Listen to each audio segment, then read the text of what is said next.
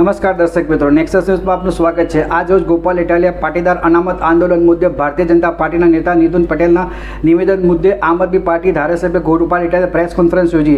તેમણે જણાવ્યું કે 10 વર્ષ પછી જીએમડીસી ગ્રાઉન્ડની ઘટના મુદ્દે નીતિનભાઈ પટેલે મોટો ખુલાસો કર્યો। મોડા તો મોડા પણ સત્ય સમાજ સામે મૂક્યું, એ માટે નીતિનભાઈનો આભાર। લોકો સમક્ષ એ વાત આવી કે ગોળી મારવાનો આદેશ દિલ્હીના જનરલ ડાયરે કર્યો હતો। 10 વર્ષે પણ જનરલ ડાયર કોણ છે એનો જવાબ પાટીદાર સમાજને કેમ નથી મળ્યો? કયા જનરલ ડાયરે પટેલના દીકરાઓ ઉપર ગોળી ચલાવવાનો આદેશ આપ્યો છે?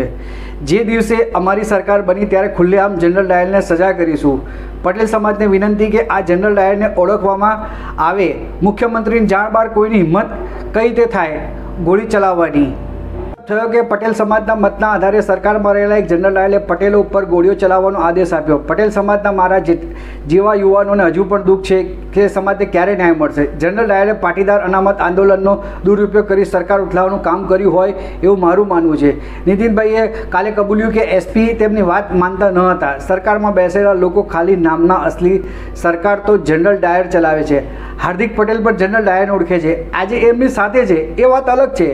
તો આવો દર્શક મિત્રો, આ મામલે લઈને ગોપાલ ઇટાલિયાએ વધુમાં શું કીધું તે આપણે સાંભળીએ। એક દશક પહેલા વર્ષ 2015માં ગુજરાતભરના પાટીદાર સમાજના યુવાનોએ પોતાની પીડા અને પોતાની માંગણીઓ સરકાર સુધી પહોંચાડવા માટે પાટીદાર અનામત આંદોલનના નામથી એક આંદોલન કર્યું। સમાજના મારા સહિત લાખો કરોડો યુવાનોની એવી માંગણી હતી કે પાટીદાર સમાજના પાછળ રહી ગયેલા આર્થિક રીતે અને ગ્રામ્ય વિસ્તારોમાં રહેતા યુવાનો યુવતીઓને શિક્ષણ અને રોજગારની તકોમાં અન્યાય થઈ રહ્યો છે અને માટે પાટીદાર સમાજને અનામત આપવા બાબતે કંઈક વિચારવું જોઈએ। આવી માંગણી સાથે પાટીદાર અનામત આંદોલનની શરૂઆત થઈ। હજારો યુવાનો સ્વયંભૂ આ આંદોલનમાં જોડાયા અને શાંતિપૂર્ણ રીતે મહિનાઓ સુધી રેલીઓ, સભા, સરઘસ આ બધું નીકળ્યું। કોઈ પણ જાતની હિંસા નહીં, કોઈ પણ જાતનો ઉશ્કેરાટ નહીં, માત્ર પોતાની વ્યાજબી વાત વ્યાજબી રીતે શાંતિપૂર્ણ રીતે સરકાર સુધી પહોંચાડવામાં આવતી હતી અને જીએમડીસી ગ્રાઉન્ડ ઉપર એક વિશાળ જનસભાનું આયોજન કરવામાં આવ્યું હતું અને આ સભાની અંદર શાંતિપૂર્ણ રીતે કરોડો લોકો પાટીદાર સમાજના જોડાયા અને આ શાંતિપૂર્ણ સભા પૂરી પણ થઈ। શાંતિપૂર્ણ રીતે પૂરી થયેલી સભામાંથી લોકો જ્યારે પાછા જતા હતા, પાટીદાર સમાજના આગેવાનો, યુવાનો, વડીલો, ત્યારે એમની ઉપર લાઠીચાર્જ કરવામાં આવ્યો। જીએમડીસી ગ્રાઉન્ડ ઉપર લાઠીચાર્જ પછી ગોળીબાર કરવામાં આવ્યો અને 14 જેટલા પાટીદાર સમાજના નિર્દોષ વ્યક્તિઓને ગોળીઓ મારી દેવામાં આવી। ગુજરાતના ઇતિહાસની સૌથી કલંકિત ઘટના આ પાટીદાર આંદોલન દરમિયાન ગોળીઓ મારી એ ઘટના બની છે। સરકાર ઉઠીને ગોળીઓ કેવી રીતે મારી શકે? આ કોઈ અંગ્રેજો નથી, આ કોઈ ભારત પાકિસ્તાનનું યુદ્ધ નથી, આ આપણા જ દેશના, આપણા જ રાજ્યના, આપણા જ પોતાના યુવાનો છે, જે યુવાનો ક્યારેક ભાજપ માટે ચૂંટણીઓમાં કામ કરતા હતા, ભાજપનો પ્રચાર કરતા હતા, બૂથમાં બેસતા હતા, એવા જ લોકો ઉપર ભાજપની સરકારે ગોળીઓ ચલાવી, જાણે કે બે દેશ વચ્ચે યુદ્ધ થઈ ગયું હોય। એ વખતના નેતા, હાલના ભાજપના ધારાસભ્ય હાર્દિક પટેલ સહિત હાલના ભાજપમાં જોડાયેલા બધા જ આંદોલનકારીઓએ એક સ્વરે એવું કહેતા હતા કે જનરલ ડાયરના ઈશારે આ ગોળીબાર કરવામાં આવ્યો છે। મુખ્યમંત્રી આનંદીબેન હતા, નીતિનભાઈ હતા અને સમાજ એવું માનતો હતો કે કદાચ સમાજના નાતે મુખ્યમંત્રી કે નાયબ મુખ્યમંત્રી આવું કામ ન કરે, કંઈ પણ ઘટના બને, પણ સમાજના દીકરા દીકરીઓ ઉપર ગોળી ચલાવવાનું કામ નીતિનભાઈ કે આનંદીબેન કરે નહીં, આવું માન્યતા એ વખતે હતી। અને આજે 10 વર્ષ પછી નીતિનભાઈ પટેલે એ વાતનો ખુલાસો કર્યો છે। નીતિનભાઈ અમારા સમાજના પીઢ આગેવાન છે, અમારા સમાજના નેતા છે, એમણે અમારા સમાજને ખૂબ નેતૃત્વ પૂરું પાડ્યું છે। પહેલા તો હું એમનો આભાર માનીશ કે કંઈ વાંધો નહીં, મોડા તો મોડા, પણ સત્ય કબૂલ્યું અને સત્ય સમાજની સામે મૂક્યું, એ બદલ નીતિનભાઈ સાહેબને હું આભાર માનીશ કે સત્ય તો સત્ય છે। 10 વર્ષ વહેલા કે 10 વર્ષ મોડા લોકો સમક્ષ આવ્યું કે આ ગોળીઓ મારવાનો આદેશ દિલ્હીના જનરલ ડાયરે કરેલો। હાર્દિક પટેલ એ વખતે ખૂબ કહેતા હતા અને તમામ આંદોલનકારીઓ કહેતા હતા કે જનરલ ડાયરના ઈશારે આ ગોળીઓ મારવામાં આવી। આ જનરલ ડાયર કોણ? 10 વર્ષે હજુ પાટીદાર સમાજને અને ગુજરાતને આનો જવાબ કેમ નથી મળ્યો? નીતિનભાઈ પટેલ પાસે આજે જવાબ નથી, આનંદીબેન પટેલ પાસે જવાબ નથી કે જનરલ ડાયર કોણ? કયા જનરલ ડાયરે પટેલના દીકરાઓ ઉપર ગોળીઓ ચલાવવાનો આદેશ આપ્યો? હું આજે આખા ગુજરાતના પટેલ સમાજને વિનંતી કરું છું કે આ જનરલ ડાયરને ઓળખો। એ વખતે મુખ્યમંત્રીને ખબર નહીં, નાયબ મુખ્યમંત્રીને ખબર નહીં, ગૃહમંત્રીને કદાચ ખબર નહીં, તો મુખ્યમંત્રીની જાણ બહાર પોલીસ ઇન્સ્પેક્ટર કે એસપી કે આઈજીની હિંમત છે ગોળીઓ ચલાવવાની?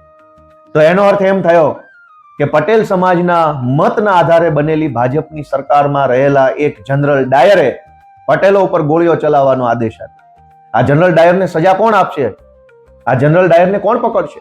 આ સવાલ આજે પટેલોના મનમાં છે, એક પીડા છે.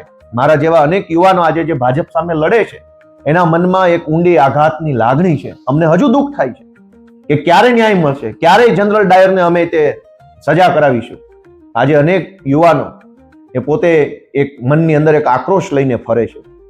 અને જો સમાજની માંગણી વ્યાજબી હતી, સમાજનો મુદ્દો વ્યાજબી હતો, તો સરકારે એ વાત માનવી તો પડી જ. પણ પાટીદાર અનામત આંદોલનનો હાથો બનાવી, ઉપયોગ કરી, એની અંદર ષડયંત્રો કરી કોઈ જનરલ ડાયરે એ વખતની સરકાર ઉથલાવવાનું કામ કર્યું હોય એવું મારું માનવું છે.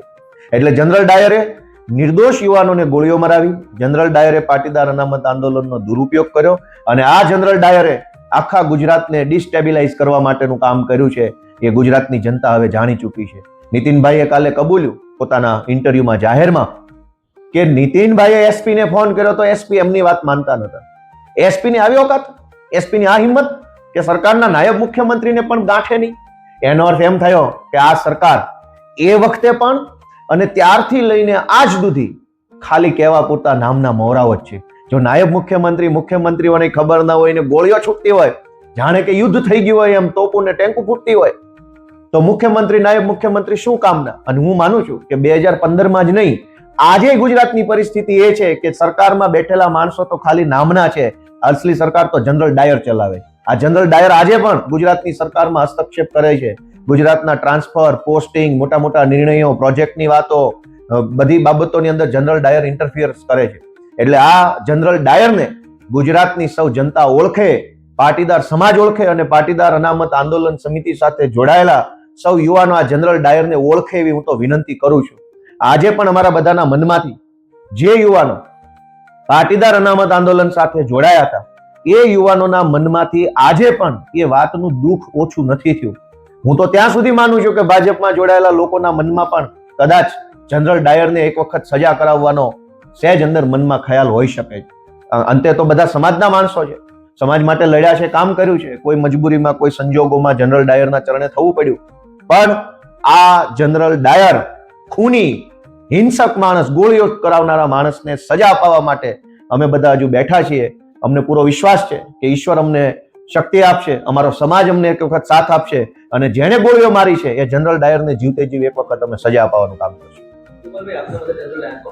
જનરલ ડાયરને આખું ગુજરાત ઓળખે છે. હાર્દિક પટેલે પોતે જ પોતાના શબ્દોથી કીધેલું છે ભાજપના ધારાસભ્ય જનરલ ડાયર કોણ છે. હાર્દિક પટેલ જ્યારે ભાજપમાં નતા ત્યારે એને સ્પષ્ટ નામ જો કીધું છે કે જનરલ ડાયર કોણ છે. એ પોતે ઓળખે છે. આજે એ જનરલ ડાયરની સાથે છે એ વાત અલગ છે, પણ જનરલ ડાયર જેને ગોળીઓ મરાવી છે એને આખું ગુજરાત ઓળખે છે. અમે એને હાર્દિક ક્યાં અલગ હતા આંદોલનમાં? વાત તો ત્યારની છે. જનરલ ડાયર આજે છે અહીંયા ગુજરાતમાં જ છે. સારા માણસોના નામ લેવાના હોય, જનરલ ડાયરોના નામ ના લેવાના હોય. જે દિવસે અમારી સરકાર બની ત્યારે ખુલ્લેઆમ સજા કરશો ત્યારે તમે જોશો કે આ જનરલ ડાયર હતો. કોઈ સત્તામાં એવડી મોટી તાકાત નથી કે લોકોને અન્યાય કરી શકે. ક્ષણિક ઘડીક થોડોક સમય માટે આ જેનો સમય છે એને ગોળીઓ મારી, કાલ અમારી સરકાર આવશે, જનરલ ડાયરને બતાવશું કે સત્તામાં તાકાત નથી, તાકાત જનતામાં છે. જનતા અમને આશીર્વાદ આપશે, અમારો સમાજ, અમારો પટેલ સમાજ અમને આશીર્વાદ આપે, તે દિવસે જનરલ ડાયરને અમે સીધો કરશું. તો દર્શક મિત્રો, આ હતા આમ આદમી પાર્ટીના વિસાવદરના ધારાસભ્ય ગોપાલ ઇટાલિયા. તેમણે પાટીદાર અનામત આંદોલનને લઈને જે તે સમયે જે ઘટનાક્રમ બન્યો હતો તેને લઈને આજે ચોંકાવનારા મોટા ખુલાસા કર્યા હતા. તો દર્શક મિત્રો, આ અંગે આપનું શું મંતવ્ય છે તેમને કોમેન્ટ બોક્સમાં લખીને જરૂરથી જણાવશો. દર્શક મિત્રો, આવા સમાચાર જોવા માટે આપ અમારી ચેનલ લાઈક કરો, શેર કરો, સબસ્ક્રાઈબ કરો. અને જો દર્શક મિત્રો તમે અમારા અહેવાલને ફેસબુક પેજ પર જોઈ રહ્યા છો તો તમે અમારા ફેસબુક પેજને ફોલો કરો. ઇન્સ્ટાગ્રામ પર જોઈ રહ્યા છો તો તમે અમારા ઇન્સ્ટાગ્રામ પેજને ફોલો કરો.